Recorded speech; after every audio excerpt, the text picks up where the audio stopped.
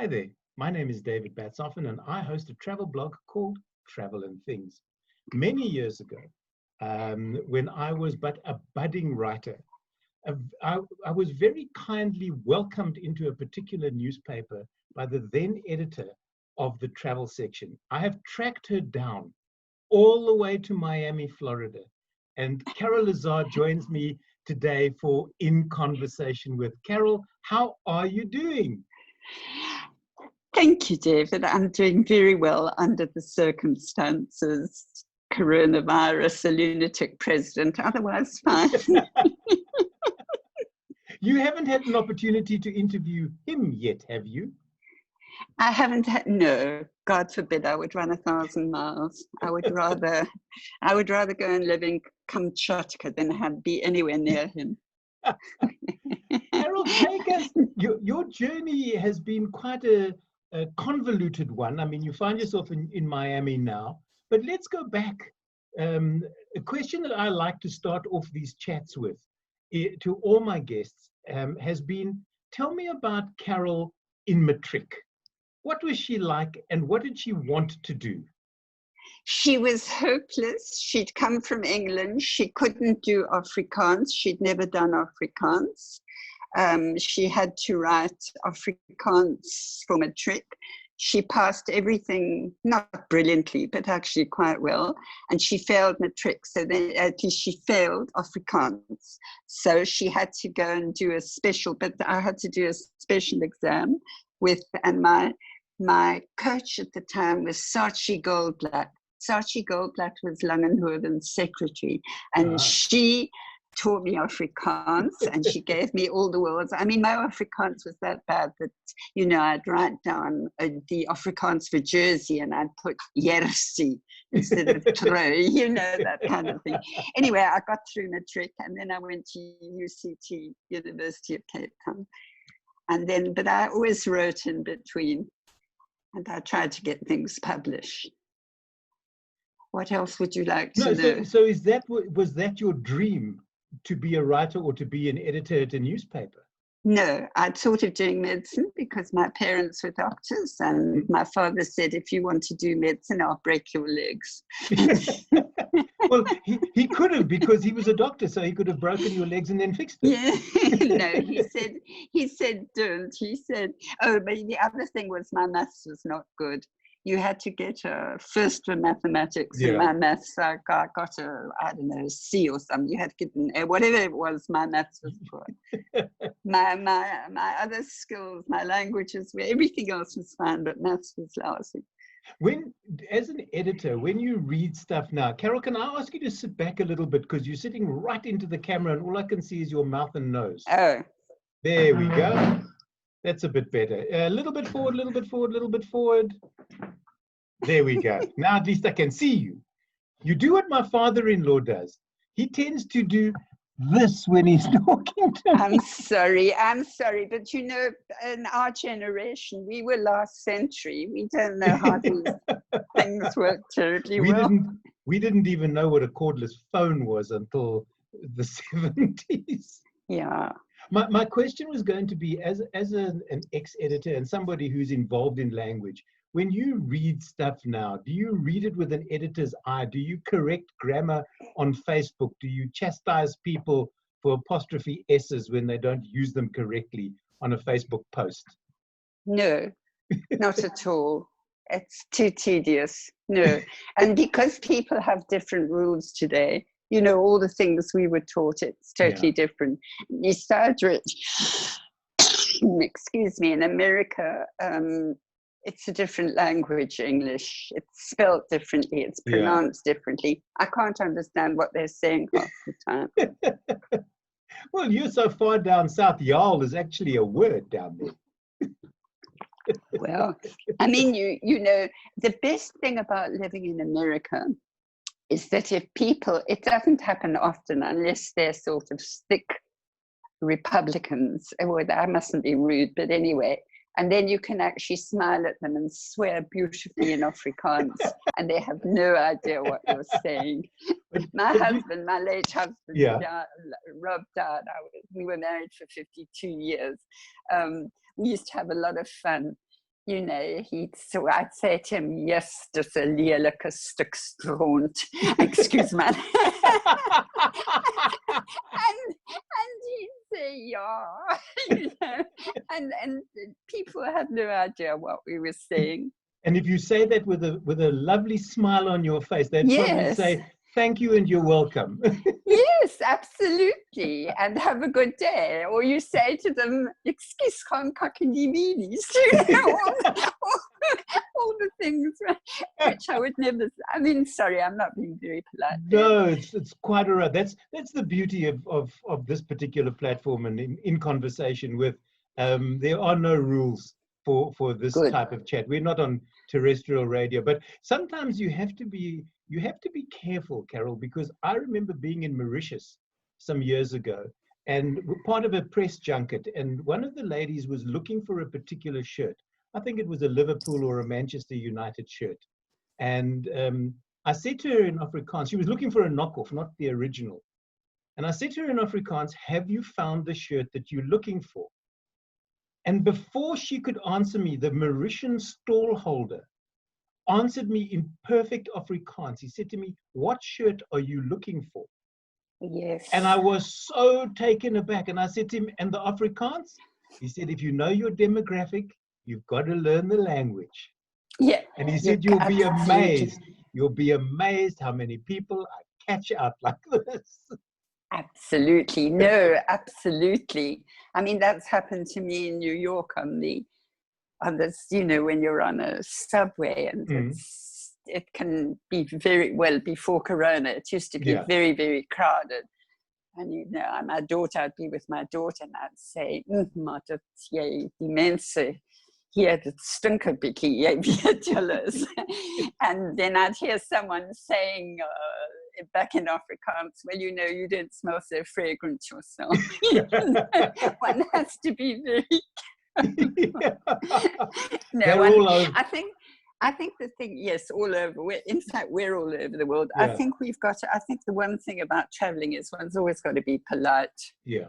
Hey, wherever you are. You have to, and you have to be respectful of the culture. I was having this conversation earlier today about how Westerners tend to disrespect the Eastern culture. They just think that everything needs to be revolved around Westerners. You go to Vietnam or to India and you complain about what you're going to eat. The Indians don't complain about us having to having to eat cow, that type of thing. So I think just being respectful of where you are and the people you're interacting with. Speaking of which, at the moment we can't do any of that because, as I said to somebody the other day, currently I'm a non-traveling travel writer. Yeah, it's a problem. Where did you go to last, David? Last was Welgevonden, to a lovely place called Mondoro Game Lodge, and I missed the lockdown by a week because if only. You know, I was with my daughter and my granddaughter in South Africa in November, December last year. We just decided to go on a girls only trip. My granddaughter's 10, Jamie. And Nikki, Jamie and I, we were in Johannesburg, Cape Town, and then we went up to Kruger for 2 weeks. And we also went to a lovely game farm run by a friend of hers, private, just a little one. And it was extraordinary. And we saw, I mean, we've been going to the bush a lot, as you know. We had a 4x4 and we used to go camping in Botswana the whole time, everywhere. We saw a leopard kill. We had bushbuck around our tent. David, South Africa is a remarkable place. It really is. If you remember the old motto of SA Tourism, when SA Tourism was still SA Tourism, or prepared to do something, it used to be a world in one country. And we are that indeed. Absolutely, in every way. But I'll tell you another thing about South Africans. we have a sense of humor. I mean, we really do. We laugh about things, even when they're terrible. We've got a great sense of humor. I mean, I mustn't knock other countries. Everyone's different, and I know they're nice Americans too. But really, they're very, you know, they are indeed. And it's also, and maybe one's roots are different. Things that we find funny, they don't, you know.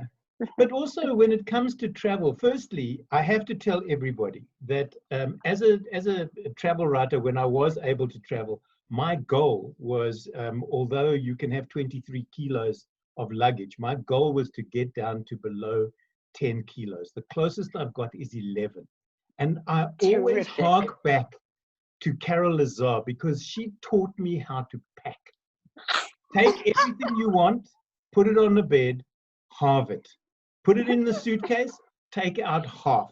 And then it's about right. But Carol, if I remember correctly, and I think I was told the story by your ex-deputy editor, that would be Caroline Hurry, that you could go on a 3-week overseas trip, literally with a handbag, one dress, and a pearl necklace. Yeah. Yeah. You know, I think traveling light is very important. I think to have schlep around big things is absurd, you know. And I think the other thing is that you can make do. I mean, I was once in Mauritius, and in fact, I had to meet, what was his name? He was the despotic president, Gaetan Duval. It was many, many years ago, last century, before you were born, and I had the wrong suitcase. 2 suitcases arrived, and I took the wrong one back to the hotel. It was one of the good hotels, and it was, I mean, lovely clothes. A charming Japanese gentleman who was half my size. So I just so to interview Gaetan Duval, I put on a suit, and I put flowers on, and a flower in my hair. And I remember that other person was there. What was his name? Gaetan Duval. We went there, and there was a photographer, myself, and Sol Kersner was there. Oh, okay. And I remember looking at him and saying, "What are you doing here?" You know, I was I was David. I was like you. I was quite fairly straightforward and very tactless. No, well, you're not tactless. I'm tactless. Sorry. No, it's quite all right. I know the feeling. Sometimes you don't engage the filters before you open your mouth, and as the words tumble out, and it's happened to me before when I've been on radio, I realize that where I'm going, if I continue with that particular train of thought, is going to get me into some serious trouble, if not be my last radio show ever. And you've got to learn to backpedal and not finish the story and just sort of go off on a tangent to somewhere else and hope that they don't go, but you were saying about, and no, we don't want to go that route at all. Yeah. And yes, and I think if you do things graciously, or, you know, with a smile. I mean, I remember as a very, very young political reporter, I was working for the Rand Daily Mail, and I had to go and interview Pik Botha. And I went to the interview, and Pik, he was lovely, actually. I mean, he liked me. During the last century, I was quite young and not bad looking.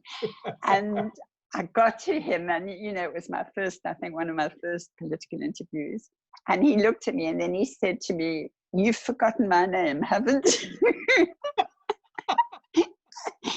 David, I had, you know, how useless was that? Useless. Carol, don't feel bad. I did a radio interview with a friend, so not even a stranger. Get to the end of the interview, and I look at her and I go, and I couldn't remember her name. Luckily, she was in a theater production, and I had the program on my lap. So I was able, because it's radio, I was able to glance down and get her name. And she says, live on radio, she says, "You've forgotten my name, haven't you?" And I had to admit, I said, "Yes, I have." Oh dear. Oh, you know, sometimes your head is elsewhere, specifically if you're interviewing. I mean, I know that you interviewed Prince Charles, for instance. Yes.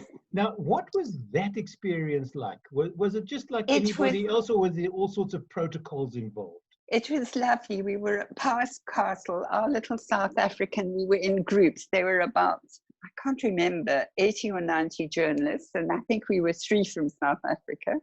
And we were the first group because he liked South Africans because of Lawrence van der Post. And he came to us first. And he was really charming. I mean, he's got lovely bright blue eyes. He had a good shape with a small bum. And I remember we got 4 or 5 pages of protocol beforehand. For instance, you can't leave and go and pee, or you can't, and when you've got to say your sir, and when you've got to say your Royal Highness first, and then all the other things. Okay. And curtsing and everything. But I remember thinking, should I put some of that sticky glue stuff in my hand so that when he shook hands, he couldn't get it? But he was charming, but I couldn't help it because they had corgis, and I asked after the corgis how they were. I was being tactful, and he said to me, "Oh, it's a terrible tragedy. The one, I can't remember the name." He said it went down a rabbit hole and it hasn't come up, and we've been looking at I love dogs. But how do you come back from a question like that? But for 24 hours they've been looking for it, and I was trying to keep a straight face. So yes. What has been, because I think both of us have been very blessed, and I suppose if I go back to my early days of writing, it was because of you. The 2 people that I consider mentors in this industry, for me anyway, were yourself. Well, that's kind of you. And Kate you Turkington. were talented enough without me. Kate Turkington with magazines, and yourself when you were still at the national newspaper, and it still had a decent travel section to it.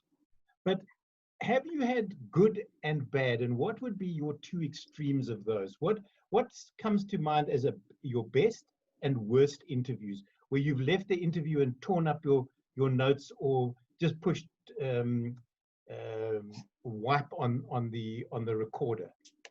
My worst interview was probably when I was interviewing. Gosh, I can't remember. I was interviewing someone in Malaysia. I can't even remember who it was. This is how, sorry. And I stepped backwards. He was a despot, and I was interviewing him, and I stepped backwards and I fell through the floor, and my leg fell through a board that had gone down. And so I was standing there, and they had to sort of dig me out, and I had to scrub the interview. My best interview, there've been so many. I'll tell you one of my best interviews was with Freddie Mercury.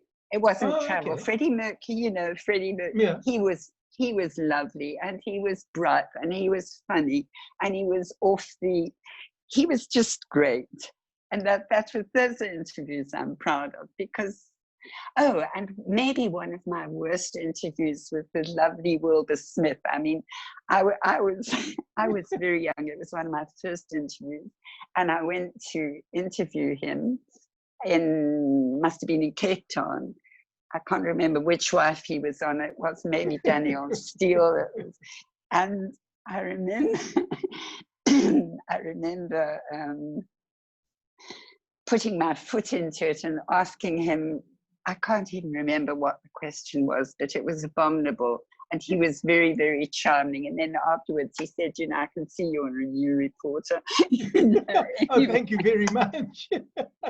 Yeah. But I'm lucky because, like you, I've interviewed lovely people like Andre Brink, or all kinds of funny people.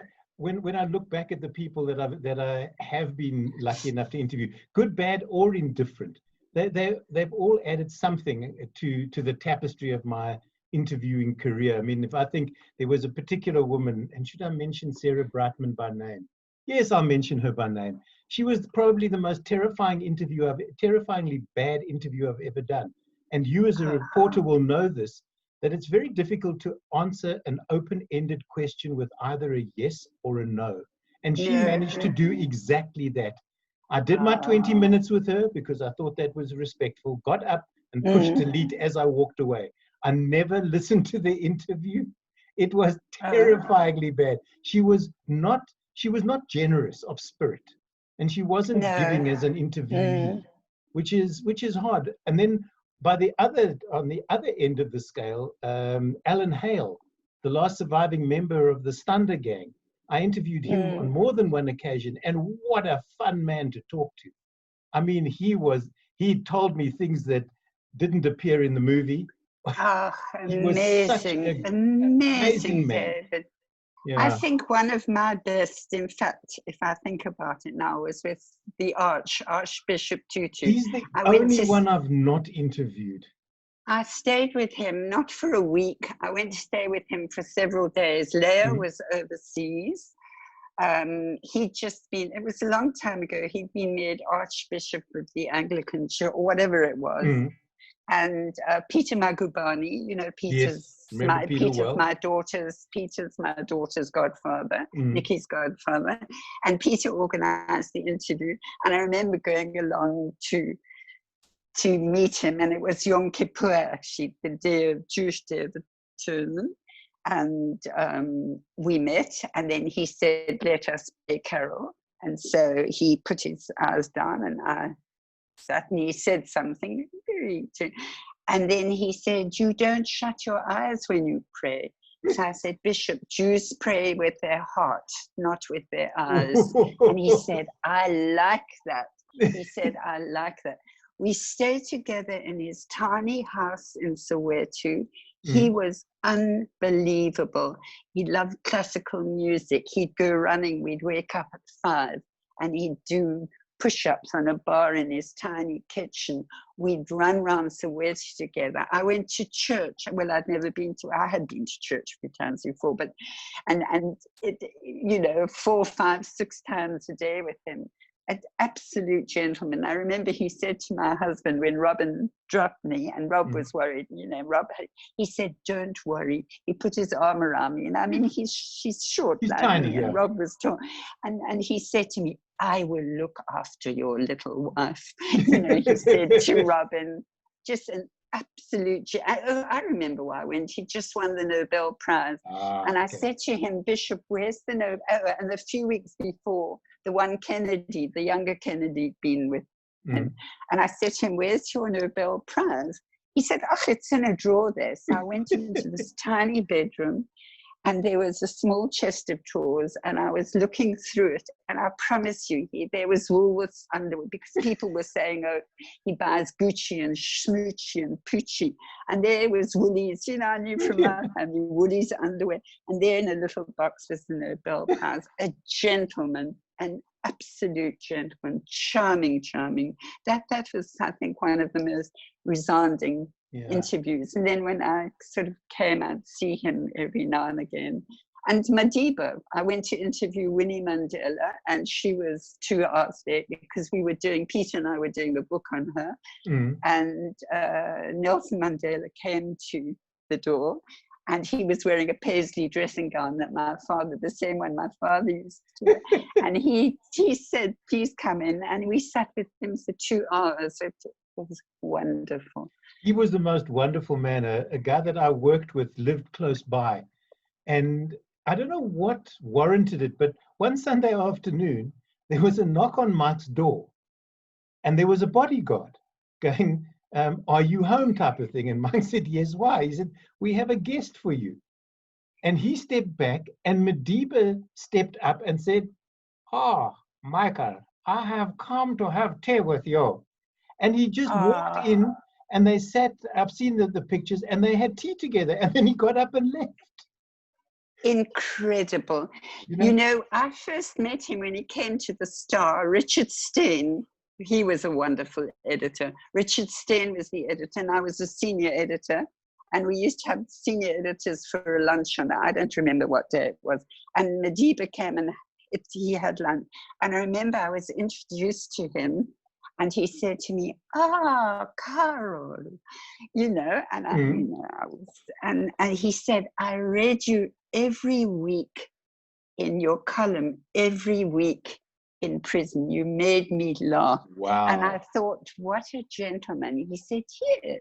He said, I remember when your son Jamie, he had the kite, and the kite got stuck up a tree at Zoo Lake, and he climbed the kite, and you went up after him, and you were wearing the bikini, and you had the cooking oil on to get brown, to tan.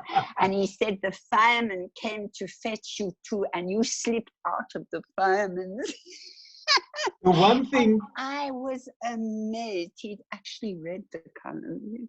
Not only read, if he'd met you once, Carol, he would remember you. And the next time, I worked with him on 6 separate occasions. And he'd see me and he'd go, oh, David, it is wonderful to see you again. You know, it's those sort of people that just make the memories.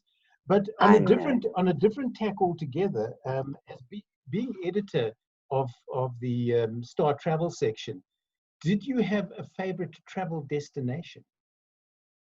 A favorite travel? I loved Ireland because I loved the quirkiness. I loved the poetry. I loved walking up a hill to go and listen to poetry and recite poetry, and then you'd be enveloped with a terrible smell, and you'd look down and there'd be a pig farm. And the wind.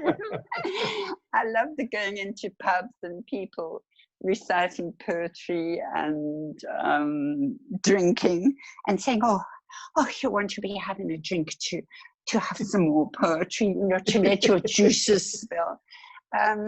I actually did. I enjoyed everywhere I went. I didn't, everywhere I enjoyed India. I was lucky in India.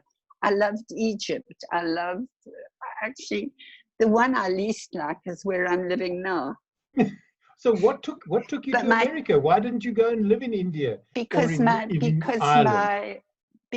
3 of my children went to live in America and 1 went to live in England. And the 3 kids in America decided that they wanted their elderly parents, Robin and me, to come to America. Yeah. I miss South Africa desperately. We all do. It's still the best place in the world with all the rubbish that goes on. There's rubbish everywhere. What is your favorite destination? What is? Wherever I am at that particular moment. Yeah. You know, the interesting thing is that often, and you made mention, or you alluded to it earlier, is the fact that sometimes things happen when you travel, good, bad, or indifferent. You miss a flight, you don't get picked up at an airport, and it's a country where you don't speak English and you don't have a phone number or something. And in the moment, it's terrifying. Am I going to be left at a strange airport? And then the guy arrives and it was traffic, and those become part of the story. Now, I don't know if it's like that for everybody, because a lot of people will go onto one of those travel platforms and complain like mad. Which is ridiculous. And it is ridiculous because it's just an experience. And all of those things, I remember being in Vietnam, and if you've been to Vietnam, you'll know that they drink their coffee with condensed milk. That's the way they like it, like they do in the Eastern Cape. Yeah. And a little Vietnamese boy joined me at the coffee station one morning at the hotel we were staying at, and it was a glass cup, you know, like you do with tea. Yes. So I'd put in about yay much condensed milk, and I filled it with coffee. He put in that much condensed milk and this much coffee. Now, his parents were sitting next to us. They don't speak English. I don't speak Vietnamese. But they took one look at that coffee cup and they looked at me, and we both laughed because we knew that that kid was going to be bouncing off the wall for the rest of the day.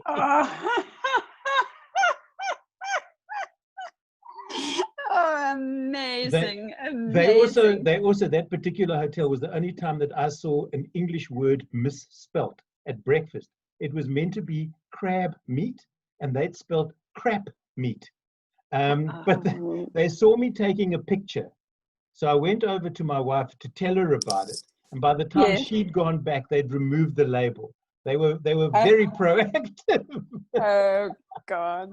Oh, last year, David, I went with a friend. You know, Robin had died, but Yeah. I wanted to go to Costa Rica and to what's the one, Nicaragua, and they were very cheap flights from America to from Key West. You know, I live in Key West at the bottom of America. It's quite very nice, Key West, because it's not American.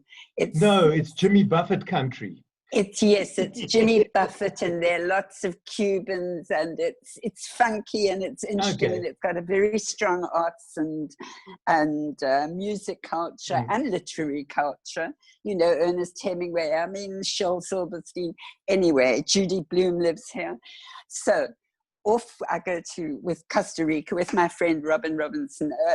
She's my age. She's a she. Also a granny without her husband. And the two of us, we go on a tour for 5 days. It was horrendous beyond belief, except we went to all the smart places. But, you know, and then we left and we hitchhiked our way around the island. Oh, Carol. We had I cannot tell you what an incredible time we had. We were taken in by all kinds of people. Her Spanish is better than mine. She knows 3 words, I know 2. It was incredible. It was, you went to places you couldn't imagine staying. We went up rivers. It was wonderful. That's how one should travel. That is how one should travel. You know, I've often said to my wife, let's just go to the airport with a suitcase and buy a ticket to somewhere. And then arrive on the other side. And I suppose you can't really do it now because you need to plan ahead. But go on one of those holidays where you have absolutely no plan. You arrive at a particular intersection. You decide whether you want to turn left or right. You find somewhere to stay, and you just enjoy the country that you're in with the people in that particular country. Absolutely. You can do that, David. You can. Well, now it will be interesting to see. Yeah. But Costa Rica is lovely. And, you know, they don't have an army there for starters. It's a very gentle, lovely country, and lots of music. And I mean, their main food is beans and rice. So, you know. You farted your way around Nicaragua. Yeah, well, it was, you know, you sort of get blown around at times, but lovely. But you see, and the coffee there. Yeah. And the wildlife, we went to the national parks, incredible, you know, howler monkeys and absolutely very beautiful, lovely. That must have been scary because howler monkeys, if you're not expecting to hear the noise that they make, I should imagine are quite frightening. It is marvelous. You know, my husband never snored, but I believe there are other people who snore. And listen, it's astonishing, you know, but it. Carol seems to have lost us for a moment, but we will continue unabated. Hope. Yeah, she's back. Carol, you're back. You vanished for a moment. You obviously got a phone call. Yeah, that's what happens with iPads. I switched it off. Yeah. The moment there's an incoming call, for some reason, it kills your iPad. Yeah. But you know what we were just talking about, the fact that if you go to a country, I think you need to immerse yourself in the culture and the people. And my favorite as a photographer is to get out early in the morning. And I remember doing this in Split in Croatia, where it was only myself and the street sweepers at 6 o'clock in the morning. And you wander around the streets and you find little markets that are busy opening. The farmers have come in where you're paying, let's say, $2 for coffee on the tourist route. At these little markets, you 50 cents for a cup of coffee. And it's the same coffee, if not better.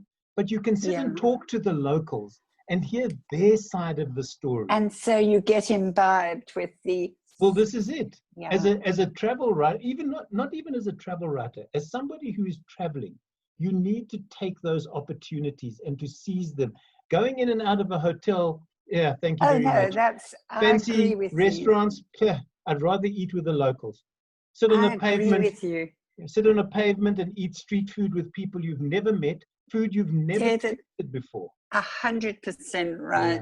Yeah. 100% right. In Turkey, where I speak no Turkish, I abandoned, I can't remember, we were with the three of us, and I left them. They were going to some schmaltz thing, and I got on a bus that took you across town. I couldn't speak the language. I couldn't read the Yeah, signs. Turkish is totally different. I got off and we went to some of the poorest areas, and I got off and I went to markets where they were selling one shoe instead of two. I cannot tell you how terrific it was and how loving people were towards me. You know, I'd have conversations with all kinds of people, with hands and with, you know, and it was marvelous. That I actually got back to the right stop was a miracle. You know? You're like the penguins in Madagascar. Just smile and wave, boys. Smile and wave. Oh. But you know, you talk about getting back to the same stop. Years ago, I went to New York, and I'd gone to Greenwich Village to meet up with a friend, taken the subway there, and then going back, I was uncertain what direction to take. So I asked one of the transit police. I said, how do I get back to Midtown Manhattan? So he said, you go uptown, crosstown, and then you go downtown. And I thought, no, what do you know I must take? If I came from one direction, if I go back in that direction, I'll be where I want to be. So I thought, what do you know? Nothing. So I go in the opposite direction, realize that I'm now horribly lost. And then think, all right, so I'll do what he says, go uptown, because I've just gone downtown. I'll go uptown, crosstown, downtown. And eventually I get back to the hotel. It's now pitch dark. It's late in the evening. Walk into my parents' room because we were all there as a family. And I say, I'm back. And they look at me and they go, we didn't even know you'd left the hotel. And I said, your only son and heir was lost on the subway in New York for like 2 hours, and you didn't even know I was gone. And that's in the days before cell phones. So if I hadn't remembered where the hotel that I was staying at, I'd probably, like that song, I'd still be riding the subways of New York, trying to find a way off. You know, you've just mentioned being lost. Has that ever happened to you? You've got yourself so horribly lost. Oh, yes. It's taken you a long time to find your way back to your hotel. I went to visit my daughter once from South Africa in New York, and I had to go into New York, and she lived in Brooklyn at that stage. And I had to catch the train to Brooklyn, and I landed up God knows where. But I realized that it wasn't possibly Brooklyn, because the crowd on the train were getting, it was not a Brooklyn crowd. Eventually we get to the end, and there are three huge black gentlemen sitting there. And I said, and the one said to me, "You've got a problem, little lady." And So I said, "Yes, I needed to get off wherever it was." He said, "Don't worry." And he was a basketball player. He did tell me.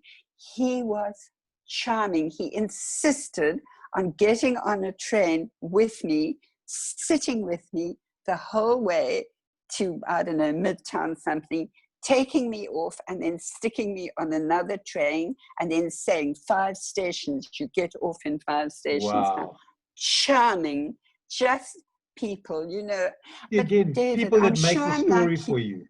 Yeah, I'm sure like you, I've always been quite trusting of people. Yeah. I've never expected their, you know, and I've been very blessed because I've never been attacked or, you know, or had anything stolen.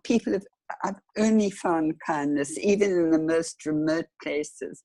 In Uganda, people were so kind. They gave me milk and all kinds of things from off the side of the road, which I drank and then developed brucellosis and was critically ill for 2 years.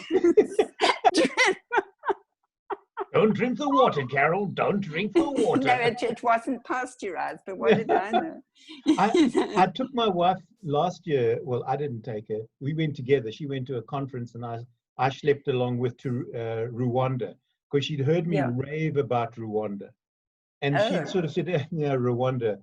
And when she came back, she'd fallen in love with the country. The people are so wonderful. It's one of the cleanest countries I have ever been to in my life.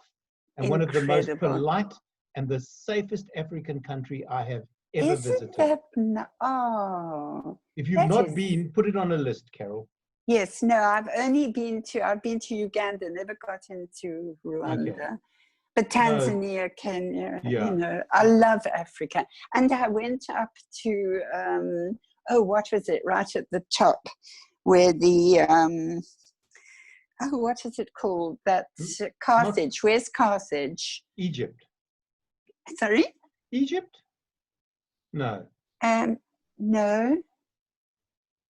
I'm sorry. I didn't pass geography in matric, I don't think.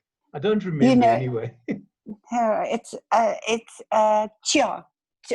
Tunisia. Yeah. Tunisia. I'm sorry. I'm having. Have you been right. Morocco, Tunisia, and Tunis? Yeah, okay. Tunis. And you see, when you get to a certain age, David, not only is one forgetful, but one's faculties. I can still. You know, I can dance on a table, but I don't hear that terribly you can dance, but you don't hear the music. That's right. But then does it matter? Carol, when does your autobiography come out? Surely there's a book in your life. Oh, I know, and it's been going on for so long. But you know, the person who would have read it and loved it isn't there anymore. My mom, my dad, my husband. My kids know. It's not that. Who would want to read it, David? I mean, really. No, Carol, people less interesting than you, with less interesting stories, have written books and they've sold. So write the darn book. And yours? When is yours coming out? Yeah, I'm asked the same question. I'll tell you what. I'm asked the same question quite often. I did bring it up because I'm busy with a novel at the moment, and I spoke with the publisher, and they've asked me to contact them after August. So at least I have a sort of a date, a possible opportunity to get this thing published. But we'll see. I'll let you know. I will credit you. What kind of novel, David? It's about the return of the death penalty to South Africa. It's the first person. I did a lot of research with American people on death row, and it's very interesting. You know Carolyn Raffaelli, obviously. Yeah. But the interesting thing is, and I don't know, when you write, when it seems to be, having spoken to other writers, when you start writing a novel, you invariably start writing your own story. You don't realize it, but halfway through you start reading it and you go, but hang on a second, this is my life story. I'm not a mass murderer. I don't want to write this about me or my parents. Yes, but to get the reality of a person, it's probably a good idea to infuse some of yourself. They always say, write what you know. Real. That's right. Yeah, that's right. What is in the future for Carol Lazar? What do you do currently to keep yourself occupied? I'll tell you, and it's actually what I'm looking for. You mean work-wise or work-wise? What I'm looking for is I'm looking for a delicious gentleman. He can be anywhere from 60 to 90. He's got to be, money's never been a problem in my life, but he's got to be stinking rich. He's got to own at least one game farm in Africa. He should have a flat in New York. He should have his own aeroplane, and he must have a sense of humor. No, I don't know. He could be a she too. I mean, does it matter these days? Would I know? David, I don't know. And from a work point of view, I'm traveling and writing. Sorry. Are you? Yes. Well, but at the moment, like everybody else, you're sort of writing from memory, basically. That's right. Yeah. But, you know, I have been, Rob and I did go over a lot of America. I've been over a lot of America by myself. Everywhere I go, they're beautiful parts. And my kids in California, they Mm. found some remote places that no one knows of, and at the side of a hill with a little hut on sticks that no one knows about, with no running water. You know, they're sort of Lazars in that way. And Nikki, I have a vision of you on Route 66, leather jacket, either in a 66 Mustang convertible or on the back of a Harley Davidson. what do you mean, David? That is so patronizing. What do you mean on the back of a Harley Davidson? I'm sorry, Carol, as I said it, I realized that you would never be pillion on a Harley. You would be riding that Harley. I would be riding the Harley. Is that possibly on the cards for you, or does that have to come with the guy with the aeroplane and the sense of humor and the apartment in New York? Well, sorry, what did you say? I said, would that be something you would do, or does that have to come with the guy on a with Harley the apartment? Davidson? Well, I think Harley. I've done Route 66. I mean, Rob and I did it together in a tiny little car, and we had a lot of fun. And we learned how awful people were in some of these southern states. Really. But there were lots. That sounds terrible, but there were lots of wonderful people too. And there were those that supported the orange turd.